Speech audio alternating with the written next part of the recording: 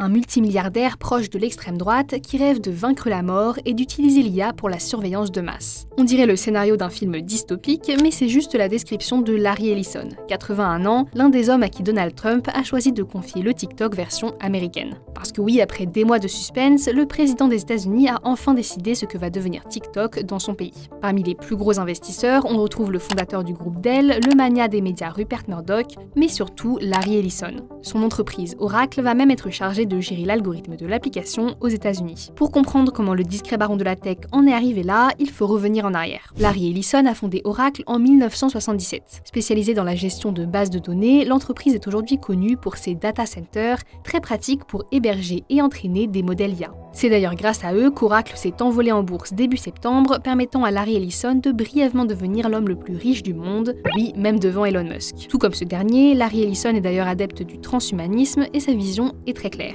Il a par exemple pour ambition d'utiliser Oracle et l'IA pour booster les capacités de surveillance de la police. Mais l'empire du milliardaire va bien au-delà du secteur de l'IA qui lui a permis de se rapprocher de Donald Trump. Pendant des années, celui qui était considéré comme un playboy a investi dans les voitures de luxe, les yachts et les compétitions sportives. Fan de voile, il a créé la course SailGP et a racheté le tournoi de tennis Indian Wells. Il est aussi propriétaire à 98% d'une île à Hawaï qu'il a évidemment transformée en destination de rêve pour les ultra-riches. Fidèle soutien des républicains, Larry Ellison est par ailleurs proche de Benjamin Netanyahou et a largement financé l'armée israélienne. Aujourd'hui, le multimilliardaire s'intéresse aussi aux médias. Son fils David Ellison possède Paramount et CBS et il a des vues sur Warner Bros. Enfin, dans son temps libre, Larry Ellison cherche à percer les secrets du vieillissement avec l'Ellison Institute of Technology. Parce qu'après tout, pourquoi se priver de vivre pour toujours ?